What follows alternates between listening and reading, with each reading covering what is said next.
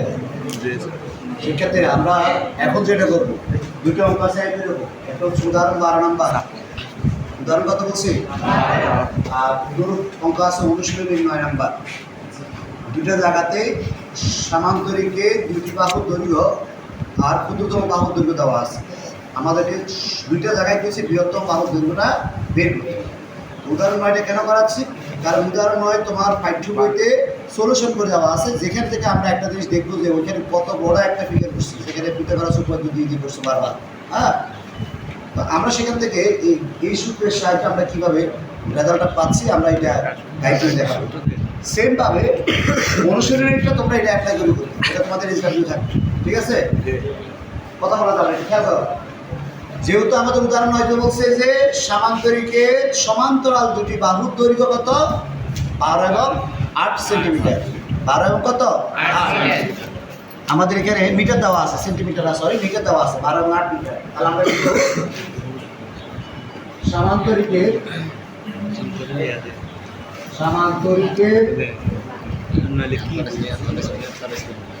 কথা বলা যাবে না এদিকে তাকাও সমান্তরাল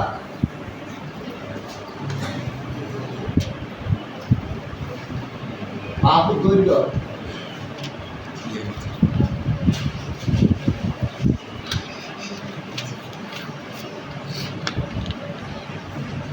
সমান্তরাল না দিয়ে আপনি এখানে সন্নিহিত শব্দটা যুক্ত করবেন সন্নিহিত শব্দটা যুক্ত করলে হবে সন্নিহিত সমান্তরাল দিলেও কি সমস্যা হবে না সমান্তরাল তো বিভিন্ন বিষয় এখানে সন্নিহিত শব্দটা উল্লেখ করা আছে বইতে এর বাহুর দৈর্ঘ্য দেওয়া আছে 12 মিটার আর বি বাহুর দৈর্ঘ্য দেওয়া আছে 8 মিটার সমান্তরাল শব্দটা হলে তো আমাদের একটা বাহুর মাপ আসে দুটি বাহুর মাপ আসে না ঠিক আছে সমান্তরাল শব্দ বললে কয়টি বাহুর মাপ আসে দুটি বাহুর মাপ আসে না একটি বাহুর মাপ আসে কারণ কি কারণ সামান্তরিক কাকে বলে যে চতুর্ভুজের বিপরীত বাহুগুলো পরস্পর সমান ও সমান্তরাল কোণগুলো সমকোণ নয় অথবা কর্ণগুলো সমান নয় তাকে কি বলে সামান্তরিক বলে তাহলে আমরা যদি সমান্তরাল বলি সেখানে তো দুইটা বাহু যে সমান সেখানে একটা বাহুর মানটা আসতেছে আর যদি সন্নিহিত বলি তাহলে কি যে দুইটা বাহু একটা বাহুকে বোঝাচ্ছে সমান্তরাল এক বাহু আর একটা বাহু হচ্ছে কি সমান্তরাল অঙ্ক বাহু অর্থাৎ যে দুইটা বাহু পরস্পর একটা নির্দিষ্ট বিন্দু সেট করে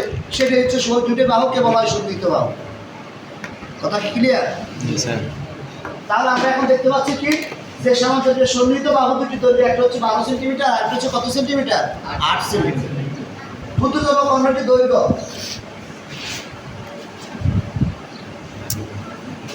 ক্ষুদ্রতম কর্ণের দৈর্ঘ্য B1 সমান 10 মিটার দেওয়া আছে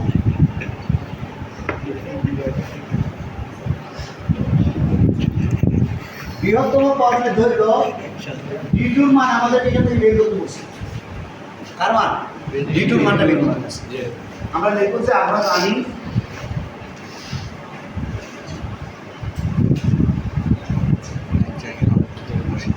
ঠিক আছে ওই যে সামান্তরিকের কর্ণের দৈর্ঘ্যের সূত্রটা লিখেছিলাম সেই সূত্রটা দিলে কি লিখব d1 স্কয়ার যোগ d2 স্কয়ার সমান 2 into a square plus b square কথা ক্লিয়ার বা এখানে আমরা মানটা বসাই লিখতে হবে d1 মান কত আছে দেখেন 10 মিটার কত আছে 10 উপরে কি আছে যোগ d2 মান আমরা বের করব উপরে স্কয়ার থাকলো সমান 2 ইনটু এর মান কত দেওয়া আছে এর মান 12 মিটার 12 স্কয়ার যোগ b এর মান কত আছে দেখো 8 স্কয়ার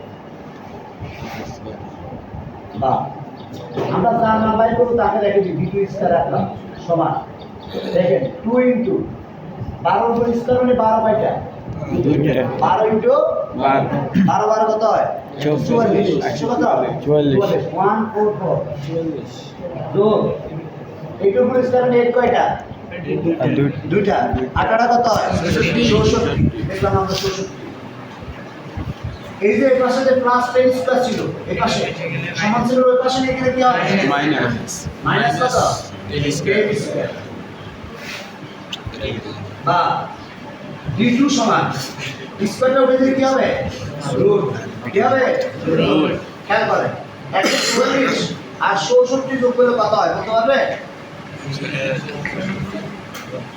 144 আর 64 যোগ করলে 208। 200 কত? 208 কে কত দ্বারা গুণ? 2 দ্বারা। কত দ্বারা? 2 দ্বারা। গুণ করলে কত হবে? 416 416 মাইনাস 10 দশে কত? 100। বা T2 সমান দুটো বাড়া 416 থেকে 100 বাদ দিলে কত থাকে? 316 D2 সমান এই যে 316 আছে এটার উপর দুটো বাদ দাও। এসি পর ডি দাও।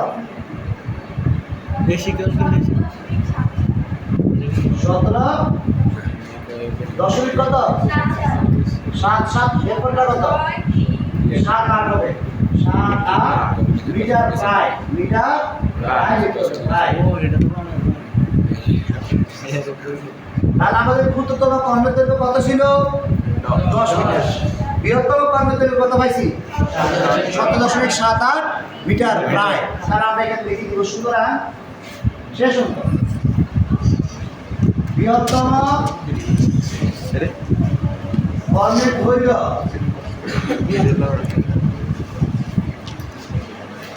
17.78 মিটার প্রায়। শেষ অঙ্ক। ধন্যবাদ। Close.